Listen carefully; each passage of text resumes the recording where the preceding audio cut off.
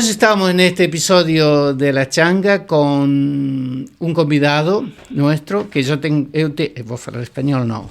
Yo tengo un grande cariño por un movimento do Brasil que conheci já há muito tempo e que acho que tem um papel muito singular. E depois de algumas gestões com alguns amigos que tenho em Fortaleza, no Ceará, consegui o contacto de uma pessoa que está implicada e está envolvida nisto e participa, que se chama Tony Sabino.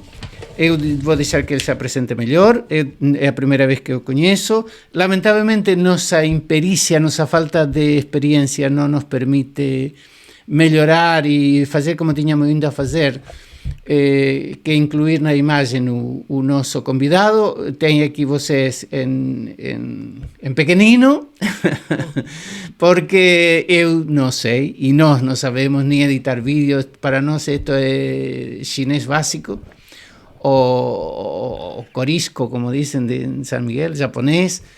E por isso tenho dificuldades na edição, tenho dificuldades na produção, essas coisas todas para lidar com isto. Mas eu, em primeiro lugar, cumprimentava o Tony, por uma parte, agradecia imenso a disponibilidade. Eu tenho uma história de procurar contacto com o MST há bastante tempo. Também quando trabalhava ainda, havia alguns projetos que os alunos faziam e eu queria que eles investigassem mais alguma coisa, de forma a organizar. E sempre tivemos muitas dificuldades para nos encontrarmos, não é? Para contactarmos. Por isso agradeço imenso a disponibilidade e agradeço também a colaboração da Tânia Serra Azul de Fortaleza, o Ribamar, que é vizinho também ali do assentamento que eu conheci, um assentamento perto de Pentecoste. Pentecoste é uma terrinha no Ceará que um dia gostava de conhecer. Tenho lá prometido vários cafés por aí e para partilhar com esta gente. Um dia apareço, Tony. Tony, apresente-se. Bom dia a todos, né? Muito obrigado pelo convite. Eu sou o Tony, sou um camponês, agricultor, sou o Tony Sabino, né? Sou assentado da reforma agrária no assentamento Barra do Leme desde 2011. O assentamento Barra do Leme é um movimento, é um assentamento articulado pelo Movimento Sem Terra aqui no estado do Ceará. Sou companheiro da Bruna Duarte, pai do Bernardo, e estamos aqui na luta, na disponibilidade da gente um pouco mostrar o nosso movimento, mostrar a nossa experiência de resistência e luta, né? E diante, assim, agradecer pela oportunidade da gente estar dialogando, né? Conhecendo vocês, também é o meu primeiro contato, né? Enfim, talvez eu sou um pouco tímido nesse meio tecnológico, né? Também eu tenho grandes dificuldades, por mais que eu seja jovem, mas isso foi me negado também, essas tecnologias, né? Aí a gente é um pouco até diferente, né? Tá falando aqui pelos telefones. Mas nós também somos tímidos, como disse o Tony. Somos tímidos nestas coisas de tecnologia e não sei o quê, mas acho que em português seria, ou em espanhol, caradurismo, nem nos falta atrevimento e nos atiramos isto porque acho que temos que dominar em algum momento, não é? Porque senão não sobrevivemos. Não recebíamos a nossa reforma se não soubéssemos mexer alguma coisa, não podíamos mexer no banco, em coisas, ou se faz tudo por internet e temos que aprender. Tony. Deixe-me saudar o Tony, sou Patrocínio Moedas, sou aqui de uma zona de Portugal, do Alentejo.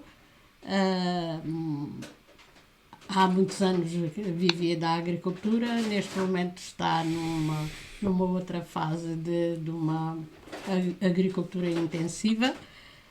Estou muito curiosa em saber aí coisas sobre o vosso movimento e obrigada pela oportunidade.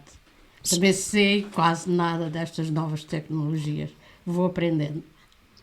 Já agora eu sou a Ana, Olha, ontem estive a ler na internet coisas sobre o vosso movimento e a tentar fazer algumas ligações àquilo que foi a nossa reforma agrária há 50 anos. Mas acho que não há maneira nenhuma de fazer ligações, dada a dimensão do vosso país e a dimensão do nosso país. Portanto, também estou à espera de aprender contigo. Desculpe, mas o gato está a estragar a vida aqui, abrindo saco e tenho que vir resolver a questão. Pronto, temos sempre por companhia o Guapo. Sim. que é a questão do felino que fala a Fátima num comentário que fez, não é? Não, desculpem lá, mas tive de ir resolver uma emergência porque o gato estava partindo-me um saco. Eu acho que ele aproveita e sabe que estamos ocupados e... Tony, eu esta vez não me apresentei, que eu costumo dizer sempre, porque apoio a causa palestiniana e meu nome é Pedro González e sou palestiniano, sempre digo, e saharaui, dos povos que têm vindo a sofrer muito, eu venho vindo acompanhando e ainda continuo. E esta vez acrescentaria que também sou cigano. E dentro de pouco tempo vamos ter uma pessoa aqui que nos vai falar, vamos conversar sobre a questão dos ciganos. Tony, fala-me um bocadinho da história, do que souber da história do MST. Mas deixe-me lá dizer uma coisa pequenita. Vi que está a fazer o mestrado ou licenciatura, não sei exatamente. Esta é uma das coisas que eu gosto muito de um período do Brasil, que não foi necessariamente o anterior, em que as universidades, por força do governo, se calhar, e por pressão dos movimentos, têm organizado cursos para as pessoas. E cursos que era, por exemplo, Sociologia do Campo, Educação do Campo, ou para o campo, já não me lembro exatamente o nome, que me parece uma... Não sei se era por própria vontade das universidades, deve ter sido mais por pressão do governo e por pressão dos movimentos populares. E isso é um bocado... chama a atenção e acho isso uma maravilha. Camponense, como eu também nasci no campo, até os 17 anos vivi no campo, trabalhei no campo. Costumo dizer que tenho as mãos calejadas, mas não se vê neste momento, já depois de muitos anos, não trabalhar assim. E tenho uma grande admiração por esta experiência, por este trabalho vosso de universitários camponeses. Conte-me lá alguma coisa do MST em geral. O nosso movimento, o MST, ele surge a partir de uma necessidade de nós termos acesso à terra, né, aqui, fruto de um processo, essa concentração é fruto de um modelo agrário que vem se instalado desde a colonização, né, que resultou nessa necessidade dos camponeses de ter o acesso à terra. Então, o movimento ele tem suas gênesis em 79 a 85, né, onde em Paraná, em Cascavel, a gente faz nosso primeiro encontro nacional, onde é que definimos, né, alguns princípios, né, que a gente fala que são os 3 princípios que nos movem a nossa causa, a nossa luta, né, que é terra, né, o acesso à terra, reforma agrária, que entendemos que além de nós termos o acesso à terra, é necessário que seja feito a reforma agrária nesse país, né, aqui no Brasil. E outro princípio que nós tiramos em 89, lá no Paraná, foi a transformação social da sociedade, né, que nós entendemos que a sociedade socialista é uma sociedade que possa compartilhar as suas riquezas, compartilhar, né, com toda a sociedade essa transformação, né. Quando o MST, a gente vai se consolidando enquanto movimento social a nível de Brasil, fomos percebendo outras necessidades no campo, porque não tem como, seria muito complicado para nós, né, nós ter somente o direito ao acesso à terra, né? Aí é aí que o movimento tem essa preocupação de que somente a terra, os camponeses, sem uma formação, né, ela não traria uma efetividade da reforma agrária nesse país, e a gente começou a pautar algumas outras coisas junto ao Estado, né? num processo de pressão, de organicidade popular, né? E uma dessas é o PRONERA, né? Que é o Programa Nacional em Áreas de Reforma Agrária. O PRONERA, sim. Aí o PRONERA, né, que é uma pauta não somente do Movimento Sem Terra, mas dos movimentos do campo, né, e que ele possibilita o acesso às condições necessárias para a gente chegar à universidade, né? Eu sou fruto do PRONERA, sou fruto dessa luta, né? O PRONERA, hoje sou formado em serviço social pela Universidade Estadual aqui do Ceará, né? Posterior ao serviço social, à minha graduação, eu entrei numa especialização em Economia Solidária e Desenvolvimento Territorial pela Universidade Federal do Rio Grande do Norte, que é um outro estado próximo aqui no Ceará, né? E isso me possibilitou sonhar mais à frente, sonhar também na possibilidade de entrar no mestrado, né? Aí hoje eu estou fazendo um mestrado em Humanidades pela Universidade, pela Unilab, que é a universidade próxima aqui, né? Sim, de Redenção. E de integração... Não, fica em Redenção. Não entendi. No, a terra onde fica a universidade, a 80 km de Fortaleza, chama-se Redenção, não é? Sim, ela fica a 85 km, mais ou menos a 85 km em Redenção, né? Sim. Que foi o primeiro, acho que dizem que foi o primeiro lugar onde foram liberados os escravos. Foi assim? Exato. Redenção tem essa marca aqui, né? Que foi um dos primeiros municípios do estado do Ceará a fazer a libertar os escravos, né? Da liberdade aos escravos, né? Então ela tem esse marco, isso que é a Unilab, né? Que tem essa integração com os países, né? Africanos e luso... continente africano. Aí foi escolhido, mas só que a Unilab ela tem aqui no Ceará e também tem um campus na Bahia. Sim. Esse foi um projeto muito interessante de Lula de criar a Unilab e Unilas. Unilas é dos países latino-americanos.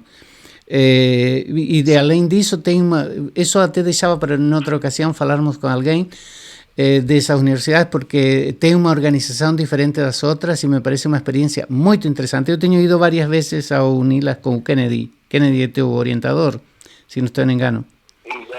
E uma pessoa muito dedicada, muito implicada, é professor lá, e tem uma organização que deixaríamos para conversar em outro momento, porque também gostava muito de falar sobre o papel das universidades com a gente do campo, não é? Mas deixa-me comentar uma coisa pequenita, Tony, que eu sempre estava convencidíssimo que o MST nasceu no norte, no nordeste, mas não, nasceu no sul. Para mim foi uma surpresa, não é? O encontro nacional que conseguiu trazer, unificar assim, todos os camponeses sem terra naquele momento que estava, vamos dizer, não desarticulado, mas não tinha como uma conexão entre si, aconteceu no Paraná, mas o movimento ele surge em várias partes do país momentaneamente, no mesmo marco histórico, né? Porque se a gente imaginar que antes o Ceará não estava organizado ainda como MST, mas nós teve companheiros que participaram desse encontro nacional, tiveram a tarefa de vir e de retornar ao estado do Ceará e articular o movimento sem terra, né? Dentro dessa sigla MST, né? Que posteriormente, em 89, aqui o estado do Ceará faz a sua primeira ocupação com a bandeira do movimento sem terra, né? Que hoje é o assentamento 25 de maio, né? Que fica em Madalena, que era uma fazenda, um complexo de uma fazenda que era chamada Fazenda São Joaquim, né, Unido de São Joaquim, e hoje é o nosso primeiro assentamento aqui no estado do Ceará, enquanto MST, né, hoje está assentado em torno de 400 famílias.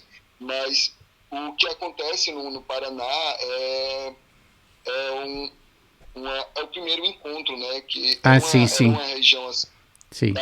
que dava para trazer, né? Lógico que também as expressões, né, as lutas camponesas naquele momento, né, no sul tava mais em evidência, né?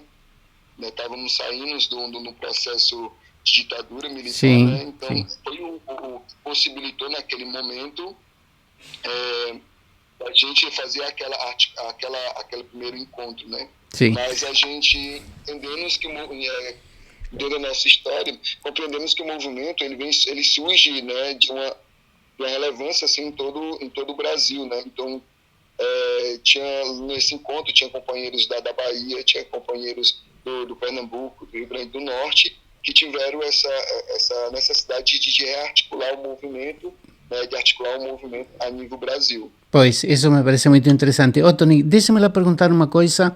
Eu digo Tony, que em português de Portugal se diz Tony mais que Tony, não é mais pronto. Uma questão que tem levantado mais ou menos, eu gostava de saber um bocadinho como é o processo. Você faz uma ocupação, depois qual é o passo seguinte, e acho que você está em fase, não é? Até o último é o assentamento, se não estou em engano. É mais ou menos assim. Por uma parte isso, qual é o processo, e por outro lado, uma das coisas que sempre ouço nos meios de comunicação, aquela gente mais de direita que contesta vosso trabalho, vosso movimento todo, tem sido esta interpretação que o MST rouba terras, não é? Como é o processo, quais os critérios que você tem para escolher?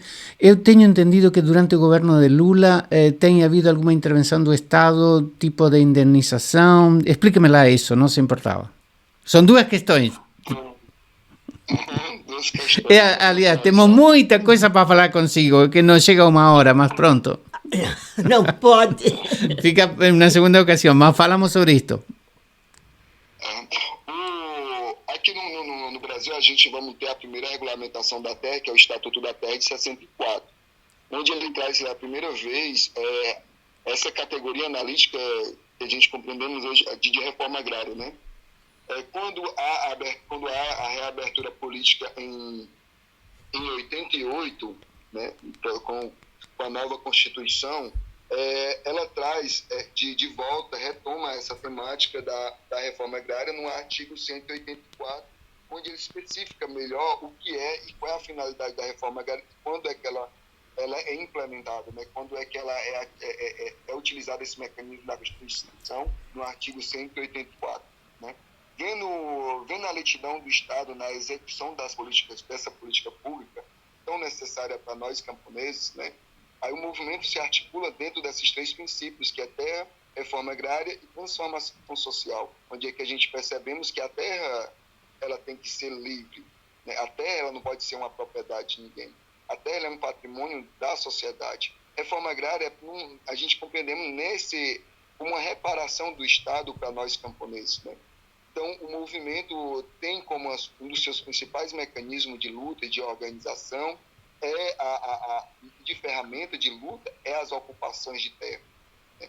Porque o Estado vem negando no sentido de dizer que o país tem um território continental muito grande, não tem como encontortar aqui, ver quais são as terras que estão viáveis para ser aplicado a lei, né, para ser feito a reforma agrária. Então, diante dessa lentidão do Estado, o movimento Sem Terra ele começa a fazer denúncias dentro da propriedade, que nós chamamos de acampamentos pedagógicos, né? Que a gente faz o acampamento, né, a gente identifica a área, identifica aquele latifúndio, né, e compreendemos que não é toda terra, é só aqueles latifúndios acima de 15 modo fiscal, né? O modo fiscal o Estado compreende como é uma terra onde é uma quantidade de terra que é necessário para uma família sobreviver. Então, a gente percebe onde é que tem um latifúndio, onde é que são as terras de acima de 15 modo fiscal, dependendo da parte do país, dependendo do local, esse latifúndio pode ter 1.000 hectares, esse latifúndio pode ter 6 mil hectares. O meu assentamento, por exemplo, ele tem 3.640 hectares de terra. Então, o movimento identifica, né, a militância identifica, os camponeses identificam essa área, e a gente articula, né, e sempre ao redor dessa área nós temos uma grande população sem terra, né, pode dizer assim. Tem muitos companheiros que estão ali, né, numa condição muito precária, numa condição de vida precarizada por conta daquele latifúndio lá que não está cumprindo com sua função social. A gente organiza esses trabalhadores e faz essa denúncia, que é uma ocupação, que é um acampamento pedagógico, né? E quando a gente faz esse processo de ocupação, denuncia, a gente reivindica que o Estado, né, faça a vistoria daquele latifúndio, né? Que aí o Estado, quando há muita pressão, claro, nós temos, tipo assim, acampamentos que estão hoje com 8 anos, mas também já tivemos acampamento que passou 8 meses, né? Então, o Estado, ele vem, né, e faz essa vistoria técnica, né, de se de fato ou não aquela fazenda está improdutiva, que não está produzindo, né? Então, quando acontece esse mecanismo, quando o Estado identifica que a área é improdutiva, a gente pressiona para que seja executado o artigo 184 da nossa Constituição, né, que é destinar aquela latifúndio para fim de reforma agrária, né, para que se faça um assentamento. Então, a partir dessa afirmativa do Estado é construído, né, o projeto de assentamento, onde as famílias vão ser assentadas, onde as famílias vão ter, né, todas as políticas voltadas para a reforma agrária, né, para ser feito, né? Então, tipo, nossos que é o grande diferencial que nós temos hoje, é o que nós tentamos debater com a sociedade, qual é essa diferença de invadir uma propriedade, né, e onde há uma ocupação de terra. Quando a gente entende que invadir uma propriedade é quando se chega, a gente retira, né, faz uma ação violenta de retirada, o outro que está ali, né, de chegar violentamente, quebrando, predejando, como aconteceu agora, um exemplo assim, o que é que nós compreendemos com invasão, o que aconteceu no Congresso Nacional recentemente aqui no Brasil, né, onde os manifestantes do Bolsonaro... sim, 8 de janeiro. Né, da extrema-direita foram lá e depredaram todo o patrimônio público, depredaram por lá, nós compreendemos com invasão. E quando faz uma ocupação, a gente fica as margens da fazenda, né? A gente faz o nosso acampamento por lá, próximo à propriedade. Quando há necessidade, quando a gente não está tendo essa visibilidade, a gente passa a porteira, né? A gente entra, né? Tenta fazer mais próximo ali um acampamento, próximo da casa-sede, para que tenha essa visibilidade social, né? Que o INCRA, né? Que é o órgão, a autarquia aqui no Estado, ele se sinta sensibilizado, né, pela nossa luta e possa lá mandar sua corpo técnico para fazer. Ok. Tony, aqui uma colega queria fazer uma pergunta. A questão, para eu perceber melhor, portanto, uma primeira ação que fazem é no sentido de denunciar que aquela propriedade, não está a produzir nada. E, portanto, num primeiro momento, isto para eu perceber melhor, num primeiro momento vocês acampam lá, até terem feedback do governo no sentido de que está efetivamente desocupada, não está a produzir e possam beneficiar de ser o movimento a cultivar e a produzir. Sim. E depois instalam-se como uma comunidade. É isto? É uma pergunta com um pontinho de interrogação no final. É para confirmar se eu entendi.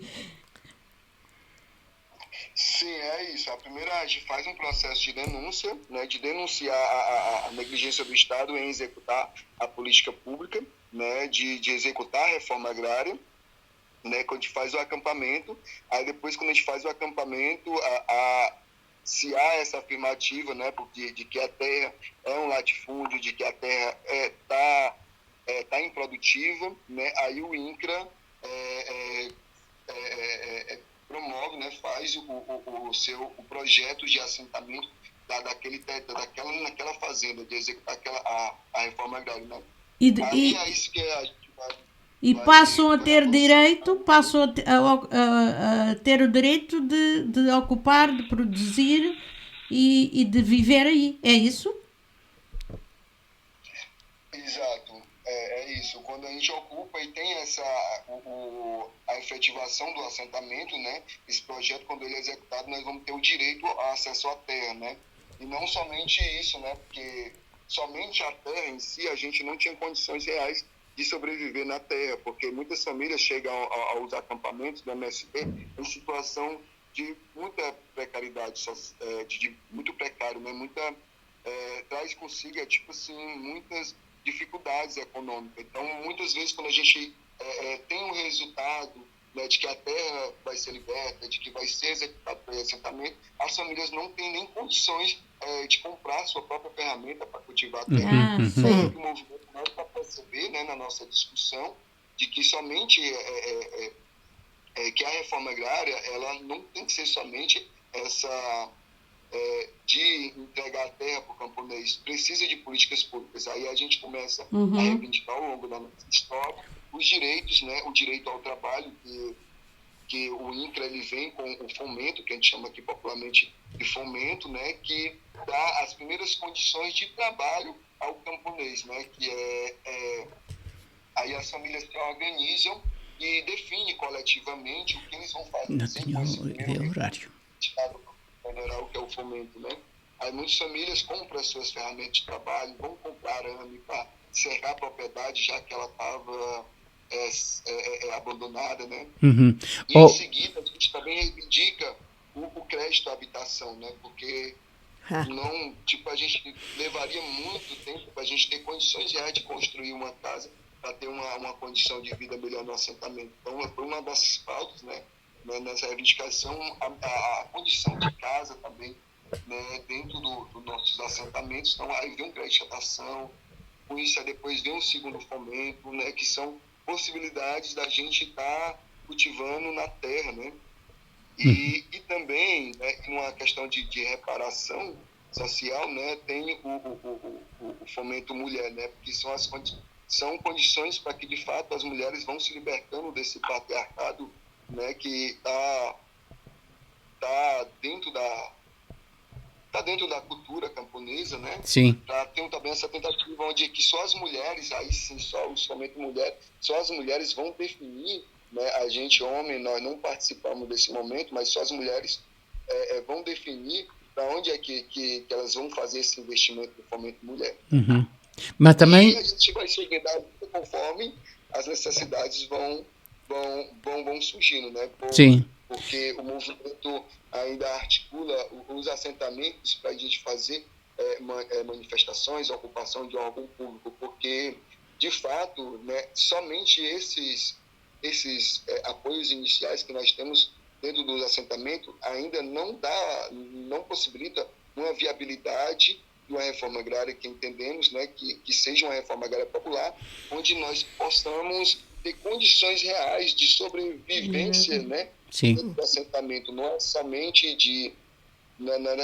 da nossa existência, né, mas a gente quer estar no assentamento com condições materiais viáveis para a nossa... Tony, déjeme perguntar, no início dizia, por exemplo, criar condições para nós instalarmos ou assentar em nos lugares com o apoio, o consentimento do governo, mas isso não tem sido fácil. Em 2 minutinhos, ¿es capaz de me contar que estos días pasados se cumprió un aniversario da masacre do Dourado dos Carajás? ¿Dourado dos Carajás? ¿O cómo que se llamaba ese assentamento? Que ahora no me lembro. Dourado dos Carajás, é lá no Pará, né? Sim. A curva do S, em Carajás, se eu não me engano, é um município. Sí, que no fue de alguma maneira, o que quería que explicasse un bocadinho muito rapidamente era que eso non foi fácil, porque depois queria perguntar outra coisa de vossa preocupação com as mulheres, também com o público, o âmbito LGBTI, Mas falemos agora do Dourado dos Carajás. A Dourado dos Carajás, né, na década de 90, nós tinha com o governo de Fernando Henrique Cardoso, né, um governo, né, com a agenda neoliberal, que a agenda neoliberal não cabe mais para eles no entendimento não cabe a reforma agrária. Então, a gente já viu uma lentidão da reforma agrária, e uma das formas de, quando a gente faz a ocupação, né, é uma das primeiras estratégias que nós utilizamos para denunciar o Estado burguês, denunciar o latifúndio, denunciar o agronegócio, e a gente, a partir da luz, a gente vai fazendo outras mobilizações, né, tem outras ferramentas, né, e a companheirada que estava acampado, né, que resultou no massacre de Eldorado dos Carajás, né, eles estavam acampados, né, e houve uma reintegração de posse na propriedade onde eles estavam, né. Então, as famílias, sem ter para onde ir, né, decidiram fazer uma marcha até a capital, né, até a capital do Pará. Então, eles saíram em marcha e já estavam, né, se eu não me engano aqui na história, estava com 4 a 5 dias marchando na BR, né? Uhum. Quando Deixa-me lá explicar para o que não domina muito esse vocabulário muito brasileiro. BR é a Estrada Nacional. BR, Estrada Nacional. E a reintegração de posse no vocabulário judiciário é voltar ao dono, não é? Voltar à posse do dono. É assim, não é? Exato, porque quando a gente faz uma ocupação de terra, a gente está reivindicando também a posse daquela terra, né? Sim. Que a terra seja destinada para os trabalhadores. E aqui nós temos uma cultura do latifúndio atrasado e do agronegócio, que os fazendeiros em si, eles não moram dentro da propriedade, eles moram nas grandes capitais, né?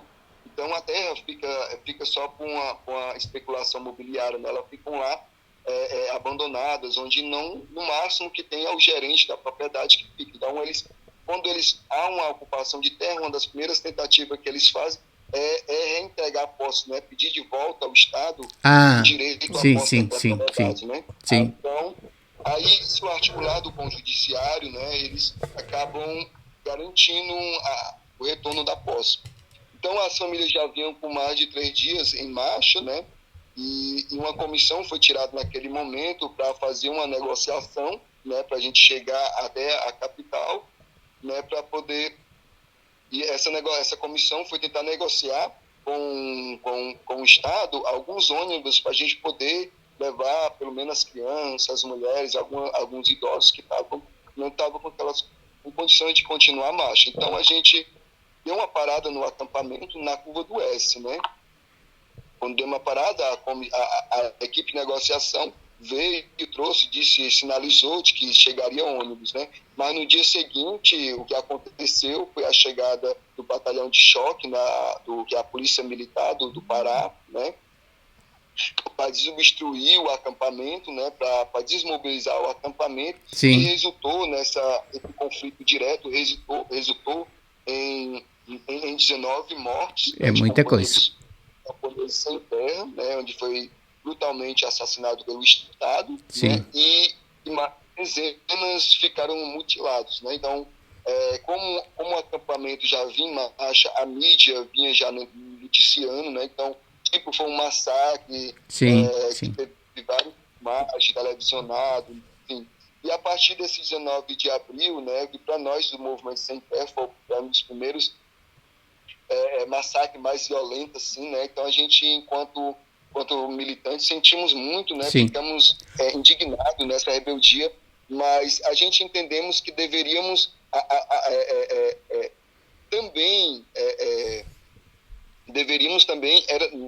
denunciar esse massacre, né? Sim, eu acho que é uma referência importante, mas tem havido muitos outros, se calhar não com a quantidade de mortes que teve o Dourado dos Carajás, mas permanentemente tem habido. Eu tenho vindo a acompanhar as notícias e de vez em quando aparecem sempre em qualquer lugar que são despejados, inclusive alguns são mortos.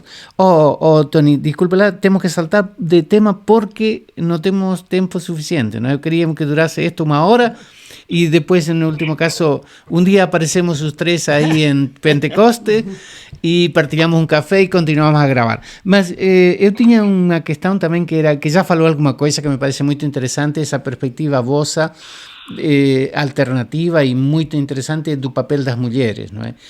Conte-me alguma coisa sobre a perspectiva do MST sobre a educação, por uma parte, e por outro lado também tenho visto coisas de uma atenção diferenciada para o LGTB ou como se chama.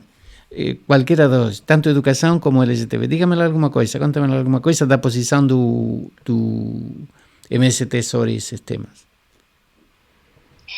Só um pouco finalizando, Pedro. Sim, para arredondar. Mas quando eu começo a me soltar, né? Ainda bem. Mas a partir desse massacre de Adorados Carajás, a gente entendemos que para fazer essa denúncia ao massacre, a gente, no mês de abril, né, a gente abre, que o massacre aconteceu em 17 de abril de 96, né, a gente abre a nossa Jornada Nacional de Luta pela Terra. Né? Então, o massacre também para nós tornou-se um marco histórico da gente iniciar nossas ocupações de terra, a gente iniciar nossas mobilizações em defesa da terra e da reforma agrária. Né? Então, no mês de abril, né, a mídia apelidou como Abril Vermelho, o movimento intensifica a jornada de luta pela terra. Também denúncia ao massacre. Então, é o período onde o movimento vai se articulando para fazer as suas grandes ocupações de terra ou de órgão público. Sobre a perspectiva da educação, a gente acreditamos que a educação, né, ela não tenha, que ela não seja aquela educação bancária, né? No vocabulário de Paulo Freire, não é? O vocabulário, educação bancária, sim. Exato, né? De Freire, né?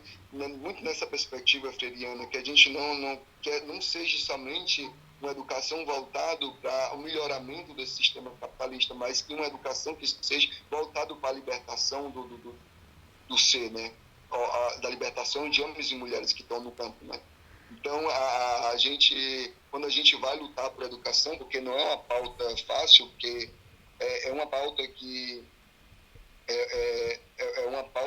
nos custa muita luta, porque não é fácil, não está sendo fácil dialogar com o Estado, né, sobre essa temática da educação, né?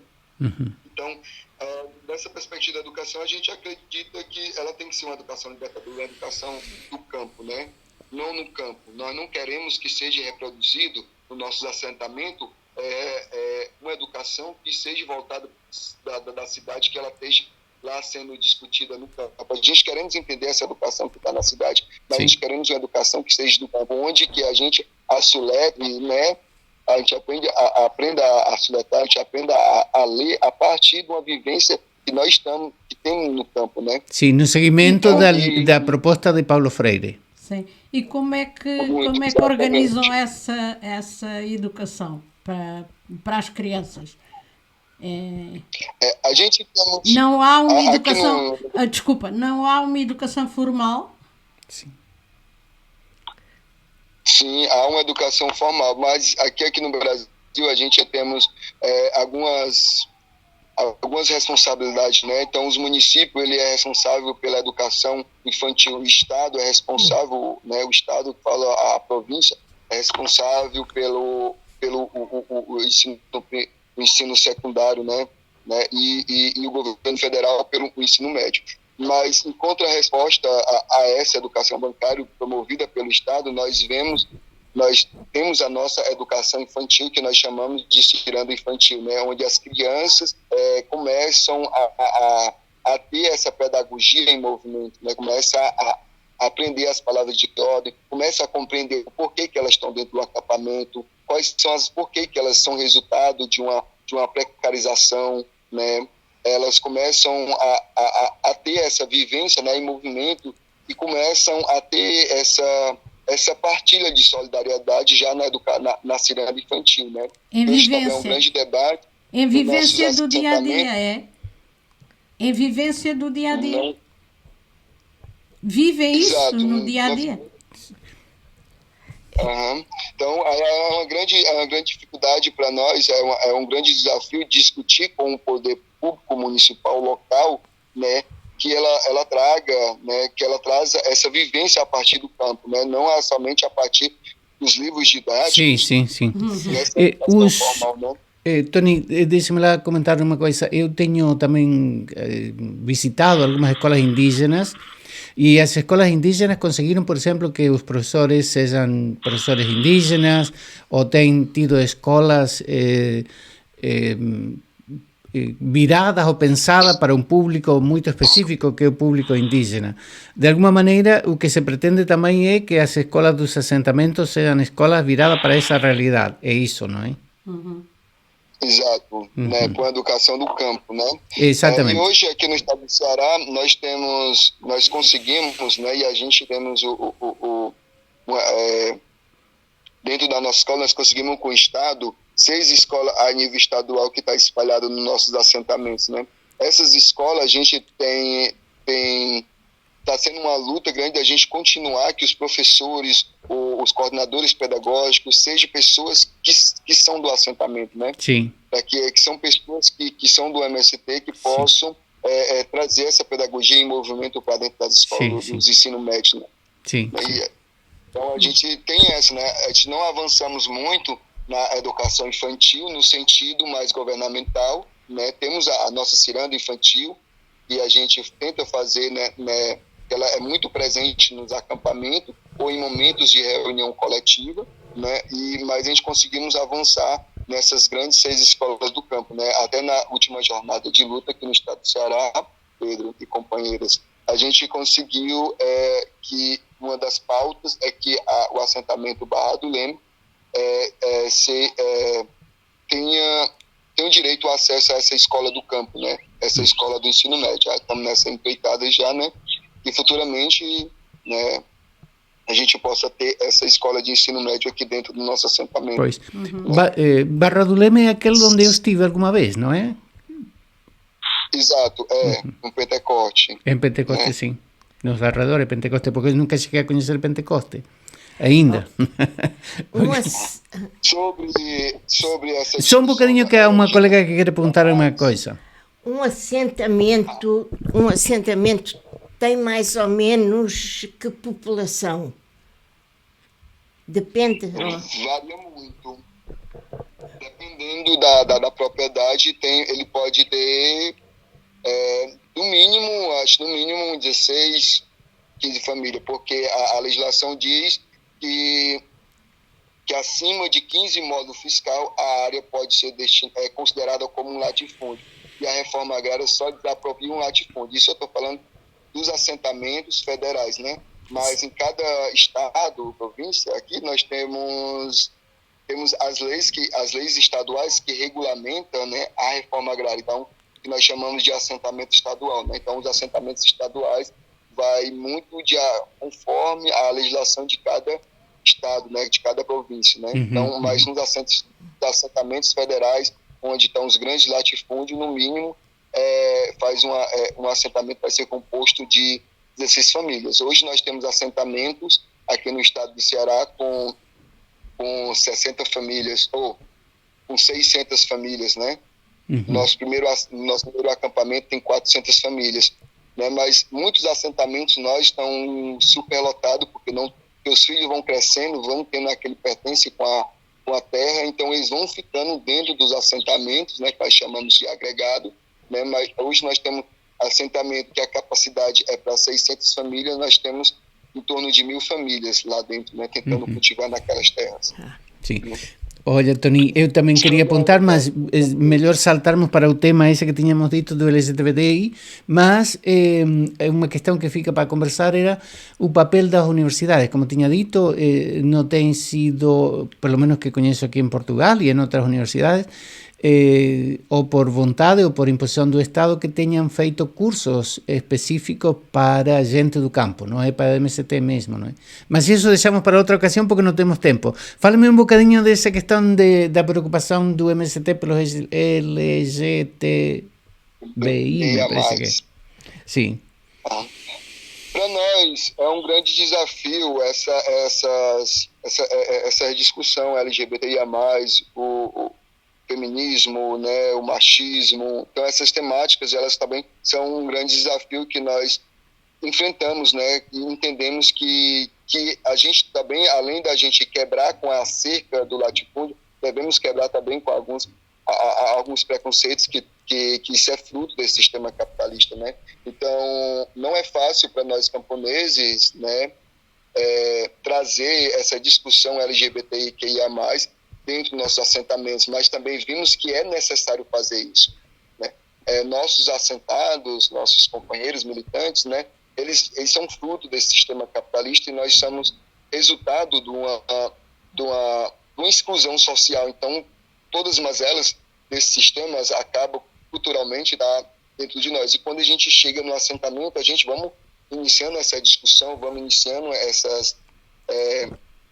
estudando sobre essas temáticas para a gente fazer o processo de superação, quebrar também a cerca do preconceito, né? Hoje, organicamente, o MST, nós temos coletivo LGBTQIA+, né, que são companheiros, né, que tentam fazer essa síntese, né, dessa discussão e levar essa discussão para dentro dos assentamentos para a gente poder superar esse desafio, né? Hoje, quando eu entrei em 2007 no MST, após uma ocupação de terra, né, a gente pouco se viam famílias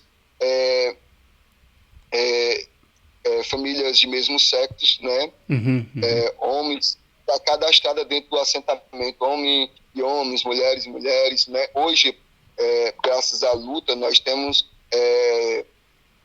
alguns assentamentos, né, tipo, por exemplo, o assentamento Nova Vida, onde temos 2 companheiras LGBT que são cadastradas, assentadas, que defendem cadastro como qualquer outra família, né, dentro do assentamento. Não tem essa especificidade, né, não existe esse preconceito, né? Então, naquele assentamento, a gente conseguimos quebrar com essa barreira, né? Esperamos que consigamos quebrar com outras barreiras em outros assentamentos, né? Pois, e as companheiras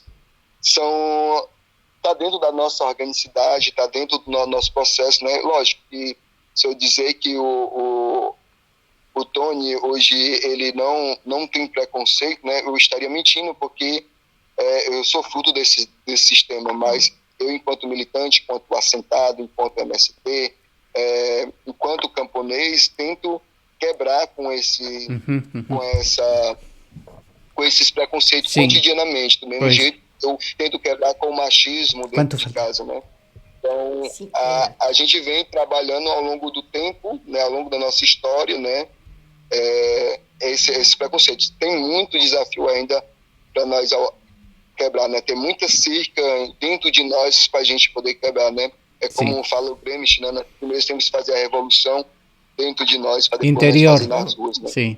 Não, eu levantei essa questão, por uma parte porque me chamou a atenção, por outro lado porque da realidade que eu conheço, a gente possivelmente com menos escolaridade ou especialmente gente mais ligada ao campo, tem mais fortes esses preconceitos, como dice, patriarcal, como dice o Tony, não é? E me parece um desafio muito interessante que o MST tenha embarcado nisso e questionar e discutir e falar sobre o assunto. Tony, há outras perguntas que não sei quanto falta, 5 minutos? Sim, 5 minutos. Avançar muito mais. Sim. Não, queria... qual é a opinião do Tony e como é a reação do MST relativamente a estes casos que têm aparecido ultimamente nos meios de comunicação, especialmente em propriedades do Sul, sobre trabalho análogo à escravidão? Que é uma fórmula, não é trabalho análogo à escravidão, trabalho escravo mesmo. Qual é a posição do MST sobre isso? A gente, um dos objetivos de fazer a reforma agrária popular quebrar com essa escravidão, né? Isso para nós é muito triste e muito indignador ao mesmo tempo, ainda em pleno século XXI, nós temos trabalho escravo, né? Porque melhorar esse termo análogo à escravidão, se dá muito sutil aos nossos ouvidos, né? Mas é um trabalho escravo e nós denunciamos, né? Nós denunciamos e acreditamos que essas fazendas, essas propriedades que fazem o trabalho escravo, né, com nossos camponeses, né, a gente acreditamos e lutamos para que essas propriedades também ela seja para fim de reforma agrária, para que não haja mais trabalho escravo, né, que a terra seja livre, que os camponeses sejam livres, né, e que a gente possa de fato ter como centralidade na nossa vida o ser humano, não o trabalho, a mercadoria. Então, é muito indignador, né, essa situação que ainda exista, não é? Que persista. Essas empresas multinacionais, essas empresas do grande capital tá executando esse trabalho escravo, né? Então, a gente denunciamos, a gente, quando tem possibilidade da gente fazer uma denúncia a partir de uma ação de terra, nós ocupamos essa fazenda, né, sem nenhum arrependimento em ocupar uma fazenda que seja resultado do trabalho escravo, né? A gente ocupa com todo o nosso fervor de luta, né? Tá bom. Não sei, sabe que se prolongamos muito, Tony, as pessoas, o nosso público, aqueles que nos acompanham, que nos seguem, que nos veem, como os meninos na escola, não tem muita capacidade passados 40 minutos. E então, temos que cortar, mas eu prometo, um dia aparecemos os três em Pentecoste, partilhamos aí uma panelada, coisa tão boa, meu Deus. Tenho que conhecer a panelada, uma coisa, chama-se panelada. Podemos deixar por aqui, mas eu gostava que o Tony arredondasse alguma coisa que ainda quisesse dizer sobre o MST e falamos e encerramos o podcast. Diga lá alguma coisa que ou queira fazer síntese ou que queira acrescentar alguma coisa que chamou atenção, que gostaria de referir relativamente ao MST. Referente assim a nós e colocando assim já chegando no nosso ponto final, nós estamos seguindo rumo aos nossos 40 anos, né, de história e resistência aqui no Brasil, né? Ano que vem nós já estamos a nível nacional, nós estamos fazendo 40 anos, né? Vamos estar no nosso grande congresso em Brasília discutindo os rumos, os princípios organizativos do nosso movimento, né, numa grande assembleia no próximo ano em Brasília, né? Aqui no Ceará nós vamos fazer 35 anos de resistência.